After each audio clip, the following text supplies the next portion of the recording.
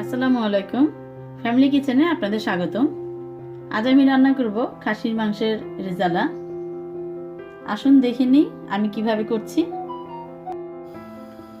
খাসির রেজালা করার জন্য আমি এখন চুলা জ্বালিয়ে দিলাম। আমি দিয়ে দিচ্ছি তেল।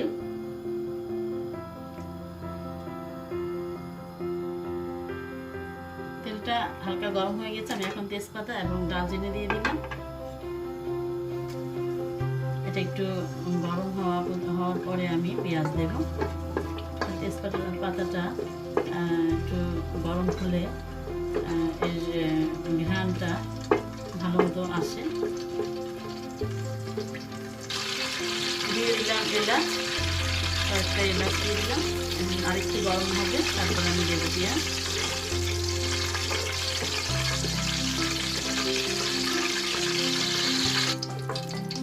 আমি এখন পেঁয়াজ দিয়ে দিচ্ছি।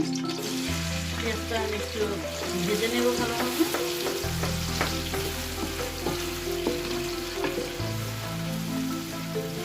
আসলে খুবই টেস্ট হয় এই খাসির রেজালাটা। আর পারফেক্ট রেজালা রেসিপি হয়তো আমি দিতে পারবো না, আমি আমার মতো করব, আমি এইভাবে করি। তো আমি আপনাদের সঙ্গে শেয়ার করতে আসলাম। আমার পেঁয়াজটা ভাজা হয়ে গিয়েছে। আমি এখন দিয়ে দিচ্ছি লং এবং গোলমরিচ সামান্য কিছু। এখন দিয়ে দিচ্ছি পেঁয়াজ বাটা, দিয়ে দিচ্ছি আদা বাটা, দিয়ে দিচ্ছি রসুন বাটা। আমি এটা একটু নাড়াচাড়া করে নিচ্ছি। পেঁয়াজ এবং আদা রসুনের পানি আছে, এই পানিটা শুকানো পর্যন্ত।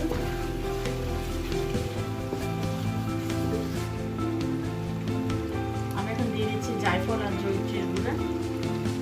আমি দিয়ে দিচ্ছি কিছু গরম মশলা।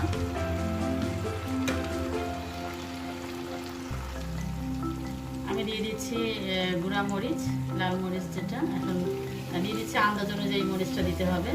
আমি আমার মাংসের পরিমাণ অনুযায়ী দিলাম।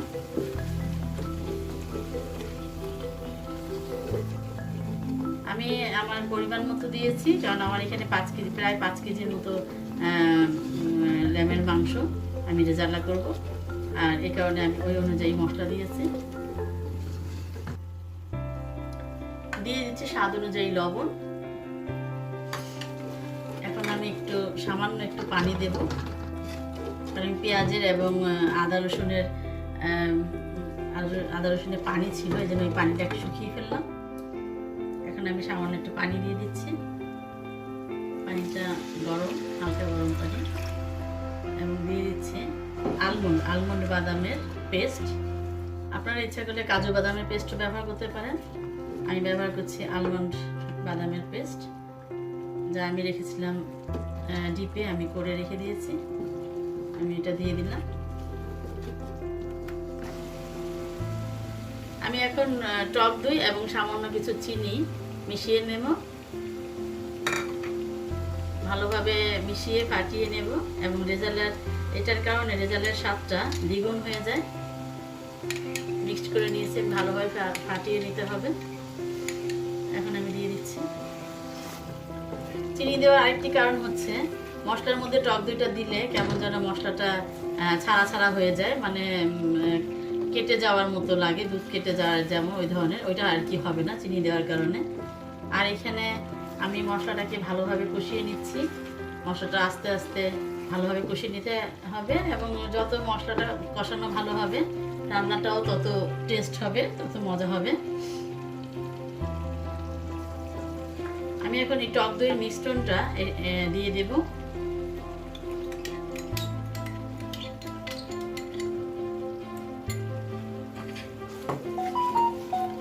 এবং এটাকে আমি আবার কষাবো। খুব ভালোভাবে আসলে কষাতে হবে, তাতে করে মাংসের টেস্টটাও বেড়ে যায়। আমি এখন দিয়ে দিচ্ছি একটা ফুল মশলা।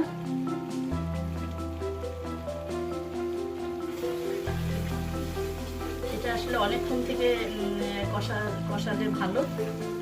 অনেকক্ষণ কষানো হয়েছে। আমি এখন মাংস মাংসগুলো দিয়ে দেব।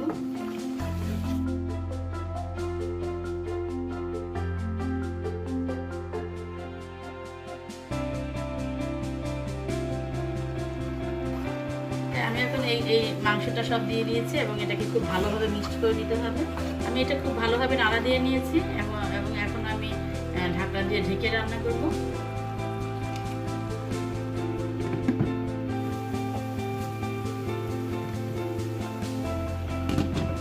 আমি এখন নাড়া দিয়ে দিচ্ছি, পানি উঠে এসছে, মাংসের পানি। আর আমি এখন দিয়ে দিচ্ছি 5-6টি আলু ভুনা।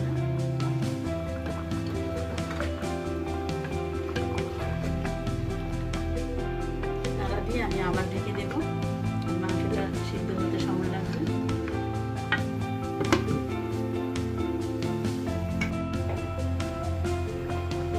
আরও একটু নাড়া দিয়ে দিচ্ছি।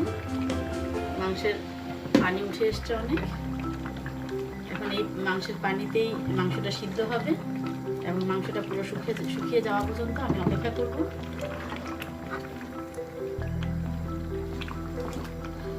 ঘন ঘন কিছুক্ষণ পর পর ঢাকনাটা খুলে নাড়া দিয়ে দিতে হবে, তাহলে সব দিকে মাংসের সব সাইডটা সুন্দরভাবে হয়ে যাবে,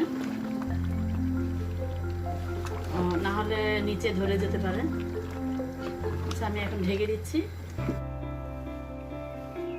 আমি এখন দেখে দিচ্ছি,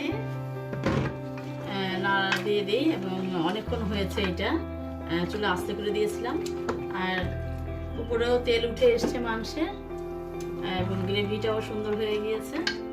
আর আমি একটা দেখেছি মাংসটাও সফট হয়ে গিয়েছে, এটা দেখতে পাচ্ছেন। আমি এখন চুলাটা বন্ধ করে দেব এবং আমি এখন পরিবেশন ডিশে নিয়ে নেব এবং আপনাদের দেখাচ্ছি পরিবেশন ডিশে নিয়ে। আমি পরিবেশন পাত্রে নিয়ে নিয়েছি। আমি এতক্ষণ রান্না করলাম খাসির মাংসের রেজালা। এতক্ষণ যারা আমার সঙ্গে ছিলেন এবং আমার রান্না দেখলেন, আপনাদের সবাইকে অনেক অনেক ধন্যবাদ।